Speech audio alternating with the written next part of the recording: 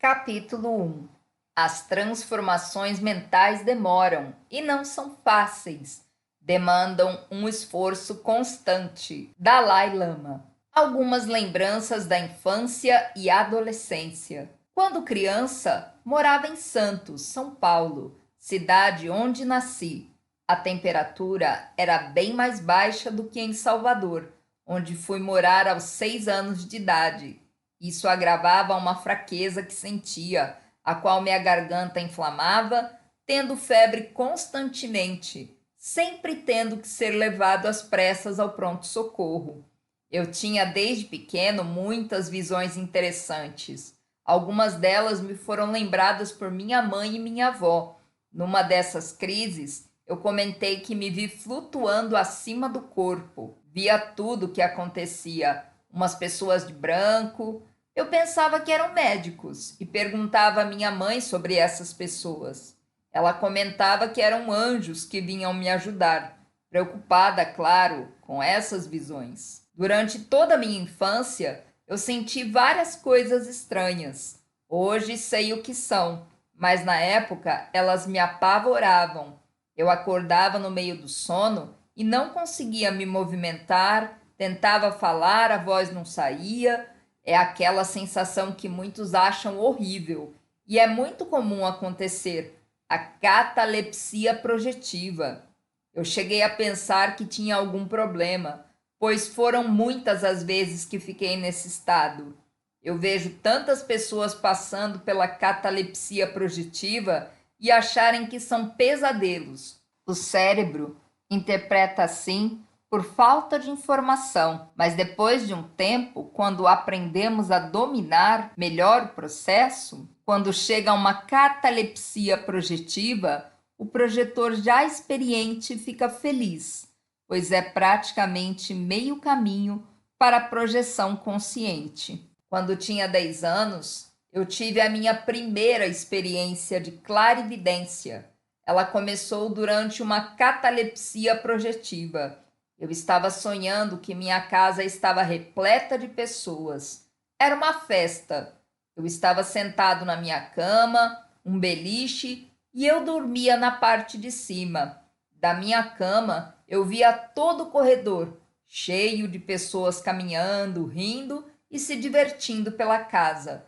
Num certo momento, eu saí do sono e o corpo ficou rígido, sem que eu conseguisse movimentá-lo. Então senti uma vibração fortíssima passando por todo o meu corpo. Eu virei a cabeça para o lado e instintivamente olhei para o corredor, procurando as pessoas que eu havia visto durante o sono, mas só vi uma escuridão e umas formas avermelhadas e grandes, flutuando pelo corredor. Eram formatos perfeitos de pessoas, de aproximadamente 2 metros de altura. No desespero do momento, eu consegui animar meu corpo e sair daquele estado de catalepsia projetiva. Eu estava deitado de costas e minha cabeça continuava na mesma posição, pois antes eu tinha virado a cabeça do corpo espiritual, ou também chamada para-cabeça, e virei novamente a cabeça, agora a do corpo físico, e olhando para o corredor escuro, vi novamente as formas avermelhadas. Senti toda a vibração ruim delas, e que elas percebiam que eu as via, e num impulso corajoso, pois tinha entrado num estado de choque, puxei o cobertor que ainda me lembro até hoje que era quadriculado e cobri o corpo todo numa reação desesperada. Suei muito debaixo daquele cobertor e não dormi mais a noite inteira, enquanto tremia o corpo todo de medo. A sensação que eu tinha era de puro horror. Quando reparei que estava amanhecendo, dei um pulo da cama e corri até o quarto de meus pais e abracei minha mãe, contando tudo a ela. Ela me afagou, cobriu-me e deixou que eu dormisse ali. Eu, sentindo-me mais protegido, finalmente consegui dormir em paz. Essa experiência me deixou traumas por toda a infância e adolescência, pois depois daquela vez, eu via quase todos os dias espíritos em casa. De alguma forma, minha clarividência tinha sido desbloqueada ou aberta naquela noite. Após aquela noite, eu não consegui mais dormir sem deitar-me de bruços e cobrir-me totalmente até a cabeça. Eu só deixava o nariz de fora, e mesmo assim virado para a parede. Era um horror. Eu sei hoje que muitas pessoas têm esse pânico e por isso peço que não se concentrem em coisas ruins. Não estamos sós. Até que a gente saiba disso de forma consciente, passam-se muitos anos, às vezes a vida toda. É preciso vencer essa barreira com força, fé e maturidade. Inclusive, na época, até o cobertor tinha que ser pesado, pois eu não me sentia bem ou protegido com um lençol fino. Em Salvador, há épocas que o calor é insuportável, porém, mesmo assim, pingando de suor, eu continuava todo coberto.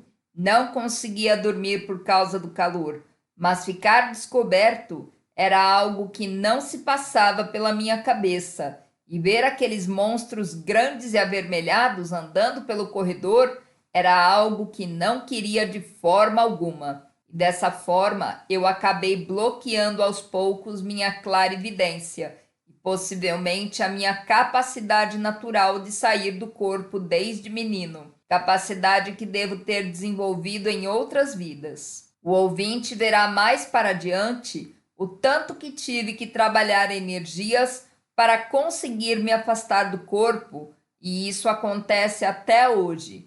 O povo pensa que tem o quiabo no corpo, que é deitar e sair. Normalmente faço quase 1 hora de técnica, principalmente nas projeções mais bem-sucedidas.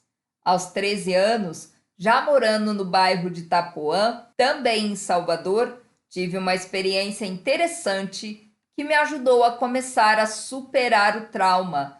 Eu interpretei como sonho e hora alguma sabia do que se tratava, mas sei que foi uma ajuda dos mentores espirituais para o que viria depois. Eu despertei de um sonho, pelo menos era assim, até então que eu chamava. No sonho, eu estava num local muito bonito, numa floresta com casas lindas, pessoas vivendo harmonicamente, outras aprendendo perto do lago, crianças correndo num parquinho feito de cipós, se balançando neles, e fui brincar lá, esquecendo-me da vida. Foi uma sensação maravilhosa. Então, um amigo muito sorridente se aproximou e apontou para um portão acima da montanha. Quase não dava para ver a entrada, devido a haver nuvens, e não dava para enxergar a parte de cima do portão, devido à sua altura. Achei o cenário a coisa mais linda do mundo, e tive certeza naquele momento de que já havia estado ali, de que já havia, na verdade, vivido naquele lugar. Ele me disse que acima daquele portão existia uma cidade ainda mais bonita. Era uma entrada para os anjos e boas pessoas. E que um dia, se eu fosse um bom menino e não tivesse medo de enfrentar os acontecimentos, eu poderia passar por ali. Eu fiquei muito feliz. Fiquei então por ali olhando o portão e as pessoas tão felizes. Senti uma paz indescritível.